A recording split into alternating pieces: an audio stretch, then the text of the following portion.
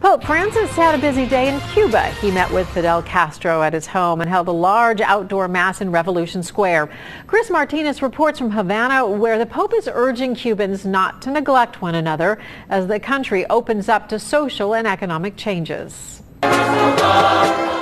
Before an audience of hundreds of thousands, Pope Francis delivered a historic Sunday morning Mass in Havana's Revolution Square. His message centered on serving people, not ideas.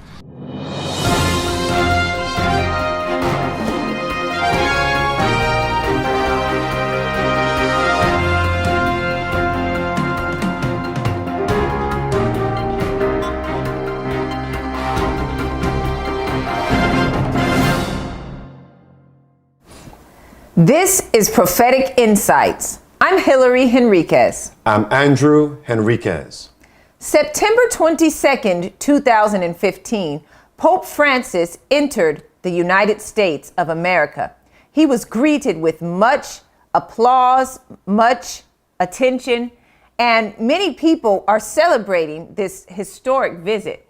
This is the first time a Jesuit pope, as many of you know, Pope Francis is the first Jesuit pope, has ever entered the United States of America. And this, in fact, is Pope Francis's first visit to the United States. Now, for Seventh-day Adventists who have been studying the prophecies of Revelation 13 and 14 and so forth, they understand that this is highly significant, as we know that the Sunday law is soon to be ushered in. However, there was a stepping stone, a prophetic fulfillment that took place on his previous visit. He just left Cuba right before he came to the United States. And many of us, because we were just anticipating his historic visit to the United States, we overlooked what took place in Cuba, and it's highly significant and it has prophetic implications, specifically as we look at the prophecies of Daniel chapter 11, verses 40 and 41. So let's just turn our focus now to that same prophecy. Daniel chapter 11 and verse number 40. And what we're going to see just in a brief study is that verse 40 and verse number 41 show us very clearly that there was a fulfillment of this during the French Revolution when the papacy was overthrown in the time period of 1798. And that there is another fulfillment of verse 40. And how do we confirm that? By the visit of Pope Francis to Cuba just a few days ago. Let's read that verse. And at the time of the end shall the king of the south push at him, and the king of the north shall come against him like a whirlwind, with chariots and with horsemen and with many ships. And he shall enter into the countries and shall overflow and pass over. Now, we're not going to go into all the scriptures, the minute details, to confirm every point analyzing these symbols. All those scriptures are on the sermon notes, the study guide. But let's take a look at verse 40. The first part says, at the time of the end. We know the time of the end is 1798. And in 1798, the Bible says, the king of the south push at him, and the king of the north shall come against him like a whirlwind. Let's pause right there. So in 1798, the king of the north was ruling. He ruled the world until 1798. The power that ruled the world until 1798 is the papacy. This is the king of the north. And again, it says in verse 40, in that time period, 1798, the king of the south pushed against him. So who was the king of the south that overthrew the papacy in 1798? We know that to be France as a nation. Precisely, we are dealing with the characteristic traits of France during the revolution from 1793 to 1798. And these two primary traits of character of France were simply these: legalized atheism and legalized sodomy. And the Bible confirms this in Revelation chapter 11, verse 2 through verse number 9 and onward. Legalized atheism and legalized immorality, legalized sodomy. Now, in this brief broadcast, we're not going to focus on the sodomy aspect of France in the revolution, but to focus on the atheistic tenet of France. I want to read a statement here from The Great Controversy, confirming what was just said. The Great Controversy, page 269. I quote, it says, "Plenty of blasphemers, plenty of infidels there have been and still continue to be in England, Germany, Spain, and elsewhere. But France stands apart in the world's history as the single state which by the decree of her legislative assembly pronounced that there was no God, and of which the entire population of the capital and a vast majority elsewhere, women as well as men, danced and sang with joy in accepting the announcement." So France as a nation, her legislative body legalized, enacted that there was no God. This is legalized atheism. Now let's take a look at what follows, because we are certain that the papacy was overthrown in 1798 by France. But the Bible tells us in verse 40 that the papacy will one day rule the world again. She will return to power. Read verse 40 again for us. "And at the time of the end shall the king of the south push at him, and the king of the north shall come against him like a whirlwind, with chariots and with horsemen and with many ships. And he shall enter into the countries and shall overflow and pass over." Let's take a look at these points here. It says the king of the north, the papacy, will return as a whirlwind. And when he returns as a whirlwind, he comes with chariots, with horsemen, and with many ships. So now, what does the whirlwind represent? Well, whirlwinds are rapid. They also leave behind them destruction, as we know. All right. And speed. I think that's what yes. it denotes. So here. now, and then we have the horsemen, the chariots, and the many ships. These things point to military power. So when the papacy returns in these last days, she is going to align herself with a military power. Because again, in 1798, the papacy lost her military power. Okay. But now she will align herself with a military power. And we are going to see that military power points to the United States of America. And then it says many ships. The ships can point to the Navy, okay, a branch of the military in the U.S. But the ships also represent what? Finances. A financial power. Yes. Again, the scriptures in the handout bring to view this truth. Notice now, when the papacy returns as a whirlwind rapidly and leaves even destruction, it scatters. Isaiah chapter 41 confirms it. It scatters. Where does she go? Because she comes with a military power and a financial power. Where does she go? She goes to the countries. Into what countries? So these must be the countries that have accepted the ideologies and the policies of France during the revolution. Yes. Now, earlier you said that we're not going to deal with legalized atheism, or legalized immorality, rather. But legalized immorality, in essence, really is legalized atheism. So while we're addressing legalized atheism, they're one and the same. So now, these countries then, that the papacy is going to enter when she returns with military power and financial power, these countries must manifest the traits of France during the revolution. Legalized atheism we're focusing on in this broadcast. Now notice, so now legalized atheism is just another term for communism. Communism. Or socialism is another term. Let's read that statement here. Hillary? Okay. State promotion of atheism as a public norm was first practiced during a brief period in revolutionary France. Since then, such a policy was repeated only in revolutionary Mexico and in communist states.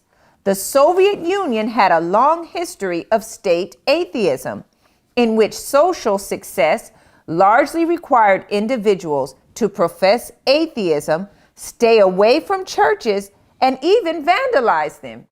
Is there an event in history wherein we see a union of the papacy and the United States of America, military power, financial power, entering into countries that manifest the ideology and the policy of state-sponsored atheism, communist countries, Soviet countries? What event was this? Well, what comes to mind is the overthrow of the Soviet Union when Pope John Paul II united with United States President Ronald Reagan.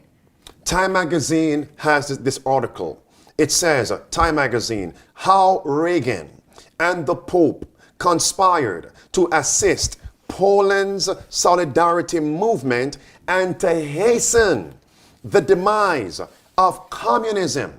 And notice now, when the former Soviet Union fell, through the union of Pope John Paul II, the King of the North, and Ronald Reagan of America, church and state coming together to overthrow communism, which one of these entities received the credit for the fall of the Soviet Union?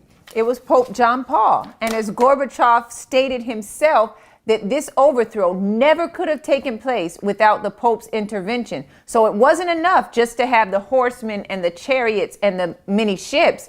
He needed that religious side of it. He needed the Pope in order to accomplish. So now let's go back now to verse 40 of Daniel chapter 11. And at that time, the time of the end, the king of the south shall push at him, and the king of the north shall come against him like a whirlwind, with chariots, with horsemen, with many ships. And he shall enter into the countries, and shall overflow and pass over. Overflow and pass over means to scatter, to destroy. And when Ronald Reagan and Pope John Paul united, did they scatter the Soviet bloc? Oh, absolutely. Overthrow communism. It took place. And what we're seeing in this broadcast now is that there was and there is another fulfillment of Daniel chapter 11 and verse 40. Before we go there, can I just add that this alliance between Ronald Reagan and the Pope John Paul II, it happened rapidly. And we have news articles to confirm that they were having secret meetings behind the scene that nobody even knew about it. And it just took place so rapidly, just bringing us back to the text that says he shall come as a whirlwind. Yes. And now the country we are emphasizing here, the king of the north with America will enter. This is Cuba. Cuba is known to be a communist country. So now this is why we're emphasizing the mission. It's not a trip. The mission of Pope Francis to Cuba is a prophetic fulfillment. So now we need to go back and take a look at history here. And we need to understand that after the Spanish-American Wars, Cuba was brought under the control of the U.S. politically and economically. And what we need to understand is that even in that time, 1898, when Cuba was brought under the control of the U.S., in 1898, the president of America at that time, McKinley, he was then financing, taking the monies from America, taxpayers' money, and he was financing the Jesuits and the Catholic Church in Cuba. I want to read that, showing us the Roman Catholic Church, the Jesuits, and America, their hands were in the shaping of the policies in Cuba. Listen what this says. This is the Baltimore Daily American, October 15th, 1898. Hillary, read that for us. It is the determination of President McKinley that the Catholic churches shall be kept open and that public worship shall be amply provided for, To this end, sufficient money will be advanced by this government to support the Catholic Church. But this will be only a temporary loan. And when law and order are fully established on the distracted island, the Catholic Church will be expected to maintain itself like every other church. What should President McKinley have said? That when the Catholic Church is now situated in Cuba, since we gave them a loan, they need to repay that loan. Absolutely. So now, and remember, there were other churches on the island of Cuba. Yes. But now McKinley is taking the monies from America, supporting the Jesuits and the Catholic Church in Cuba. Now notice, this is 1898 and beyond. Yes. It continued. Cuba was being controlled by America until 1959. In 1959, we have the Cuban Revolution sparked by Fidel Castro.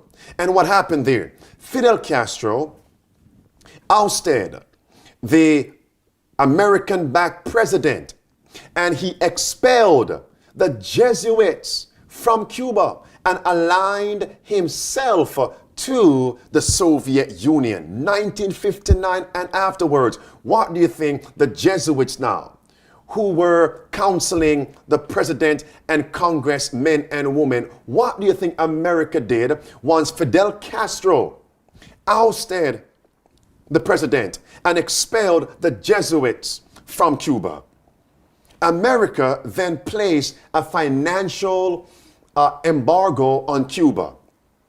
Cuba could no longer buy or sell. Could no longer trade with the other nations.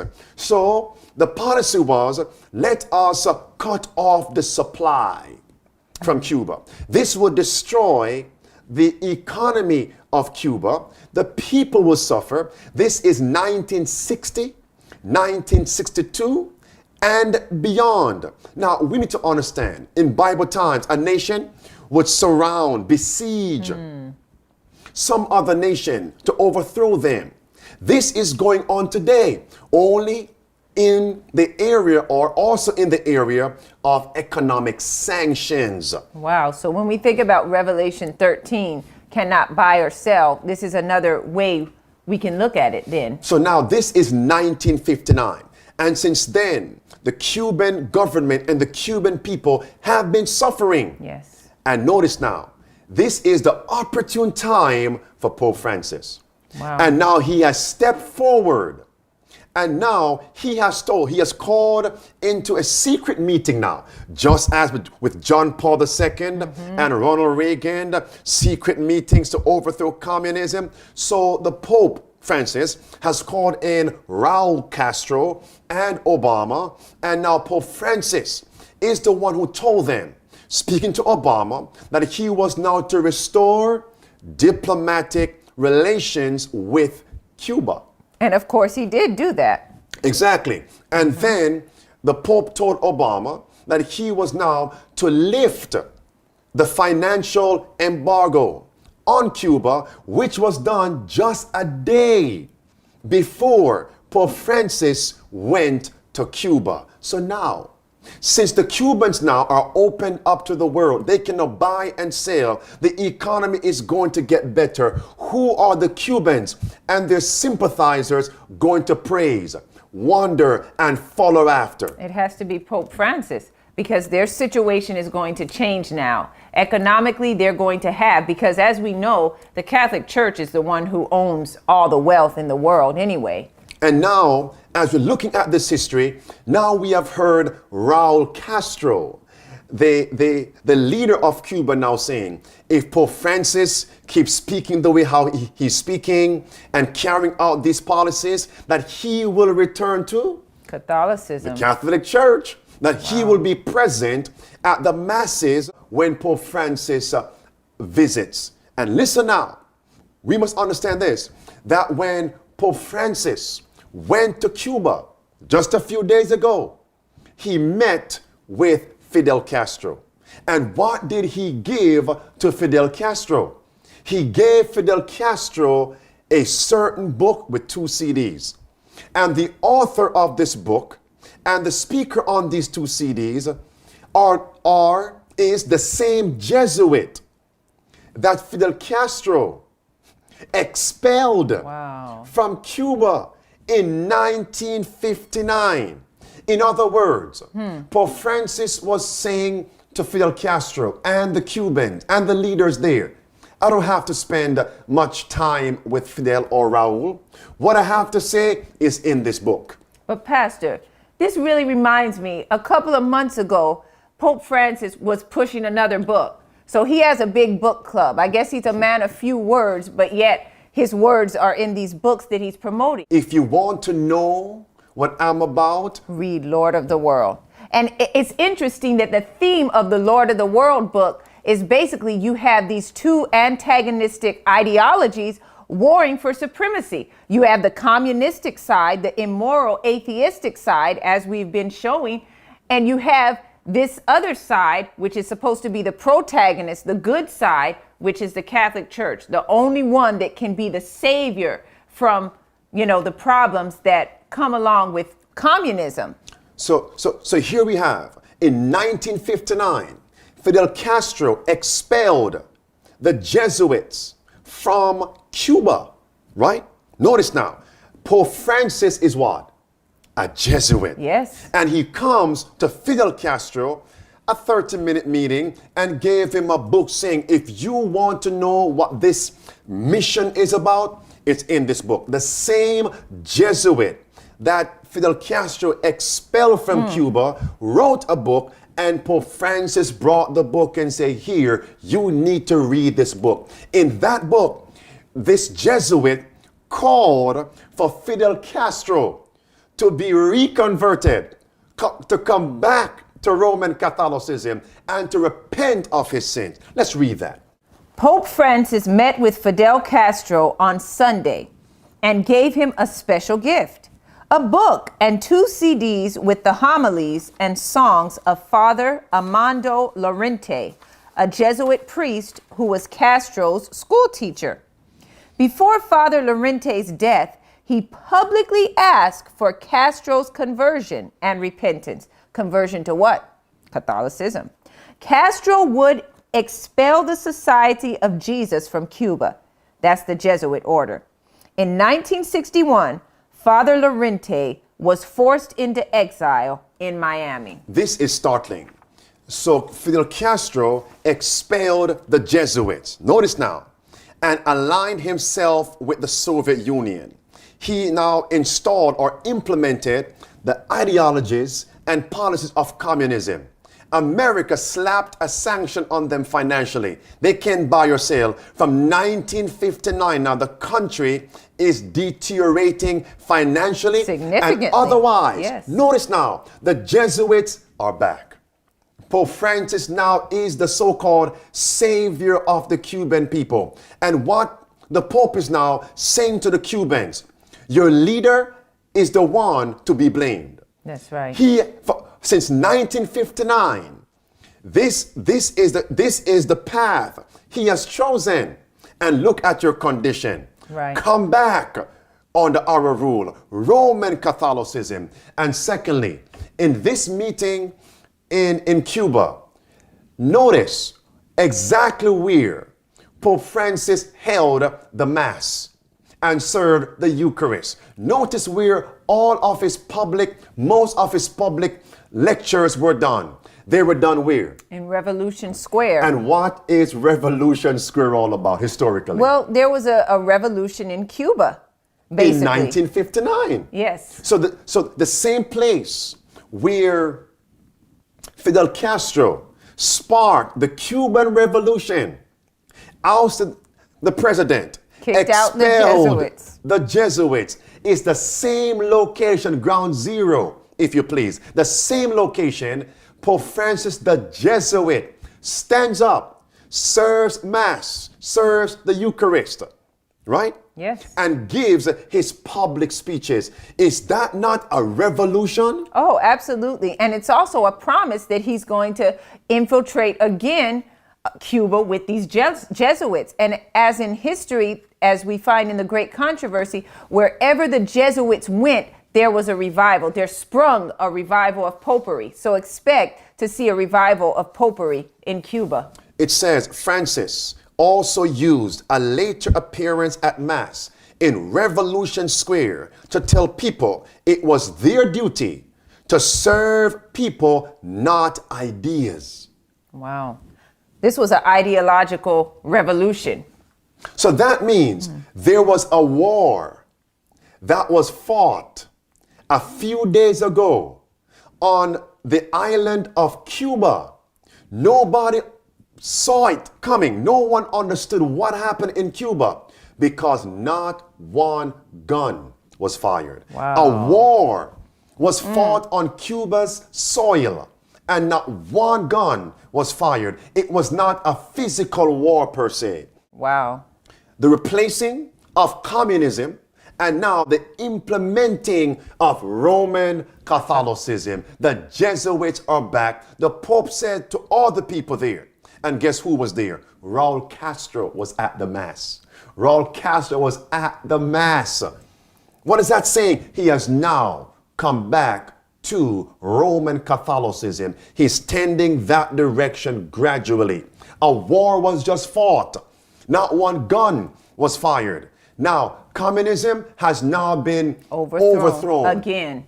Fidel Castro, his reign is over. Communism, it's over. Who is now going to run and control Cuba? The Jesuits. The Jesuits. And the Jesuit Pope. Through America's policy, a Jesuit Pope. It says here, for him to say, you must serve people. People in Cuba, focus on serving people. Which church is known to be serving people, quote unquote? Roman Catholicism. And especially the Jesuits. Oh, they pride themselves on the good deeds that they do and the amount of charities that they give to. And then he says, not ideas. What ideas was he pointing to? Atheism. Communism. And immorality. It says, adding that service is never ideological, seen by many as a pointed critique of the Castro's regime. This is startling to say the least. It says here, although fewer than a third of Cubans identify as Catholic, many rural Cubans are speaking warmly of the Pope's role in mediating between the U.S. and Cuba. Again, who are they now praising and following, admiring, and paying homage to? Not to Fidel Castro anymore, not to Raul Castro anymore, but to a Jesuit.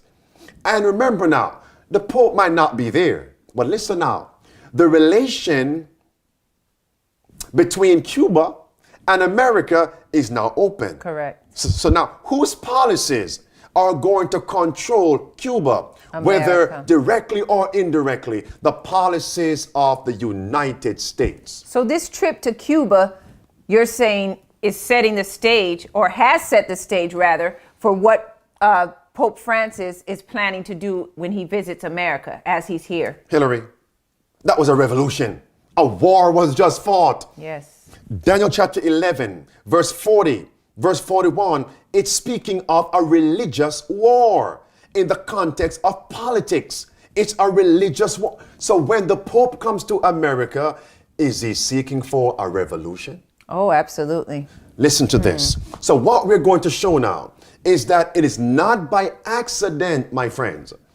The Pope's mission, his itinerary, was not from America to Cuba, no, but from Cuba to America.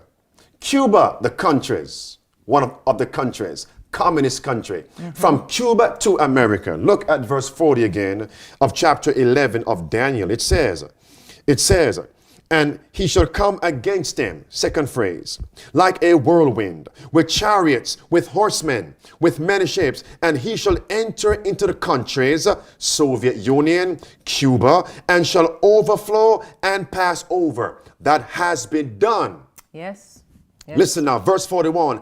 He shall enter also, underscore also. So in this mission, He's coming now to where? America. Into the glorious land. Now, there are many ideologies, many theories of what the glorious land represents.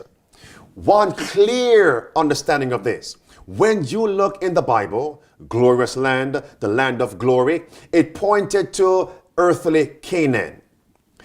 It was a land that offered civil and religious freedoms because Israel could not worship God publicly in Egypt. So God established Canaan as an asylum. Canaan, a land of refuge. Canaan, a land which offered them civil and religious freedoms. That is in the spirit of prophecy, in the Bible, even on the sermon notes. So now, which country has been the primary country that opened up and offered religious freedom and civil freedom? The United States of America. So when the Pope comes to America in these last days, it may be this trip. What is the objective then? What revolution? What is he going to change? What two policies, what two foundational principles of America is the papacy aiming to destroy? Civil and religious freedom. That's it, my friend. And it's significant.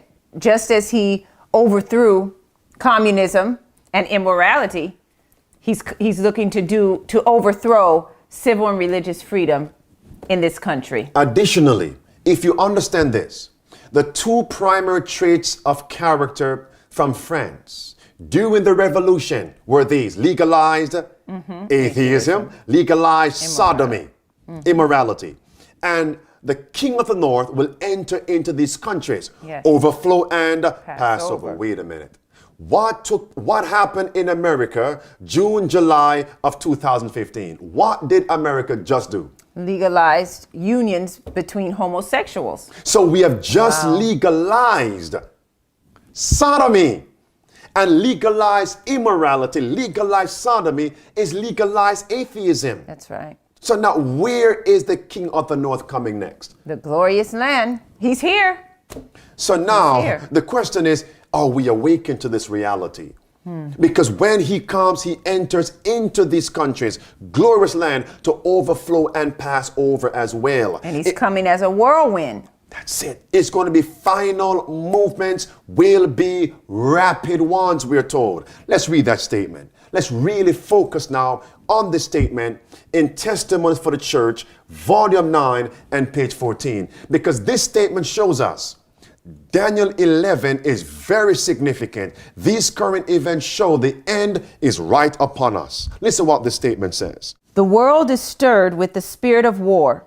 The prophecy of the 11th chapter of Daniel has nearly reached its complete fulfillment. Soon, the scenes of trouble spoken of in the prophecies will take place. Do you know what I see here? Communism fell by the powers of America and the Pope joining together to break the country financially. Now, friends, I want you to see this. I'm going to quickly go back to 1989, the events leading up to 1989, John Paul II, Ronald Reagan coming together to overthrow the Soviet Union. I want to read this statement very, very quickly from Time magazine, showing it was both military power, specifically economic power and economic restraint that caused the Soviet Union to also collapse. Listen what this says here. It says, Time magazine, step by reluctant step, the Soviets and the communist government of Poland bowed to the moral, economic, and political pressure imposed by the Pope and the President. Listen now, friends. How did the papacy, through America, break the backbone of Cuba? When Cuba in 1959 expelled the Jesuits, America did what? Put sanctions on it. Economic sanctions. Yes. And as a result, Cuba, the country, crumbled. It crumbled. So what is going to happen in America then? Should we expect a great financial crisis. Most definitely. And then the papacy, the Pope, and his false prophets will stand up and say, God is cursing America. And the only way out of this and other problems we are facing is now to turn back to God in the form of worship, but to worship on which day? Sunday. So friends, is there a revolution coming to America? Oh, yes. So now this statement now in Testimonies for the Church, volume 9, page 14 says, the prophecies of the 11th chapter of Daniel have nearly reached their complete fulfillment. Soon, the scenes of trouble spoken of in the prophecies will soon take place. So what is this scene of trouble?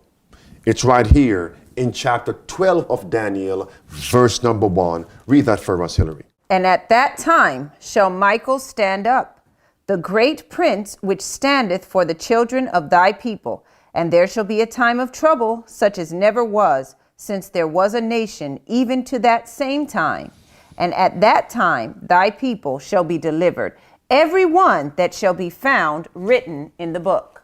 So are we embarking on the time of trouble such as never was? Yes, rapidly. So what is the work of preparation to meet it, endure it, to go through it, and to be saved? Well, firstly, our names have to be written in the book of life.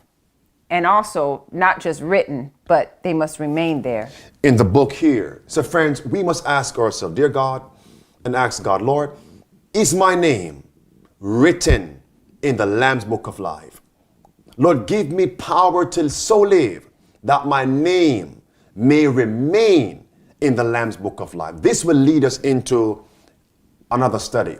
How we can have our names there, remain there. So when Christ comes, we shall be saved. One scripture here.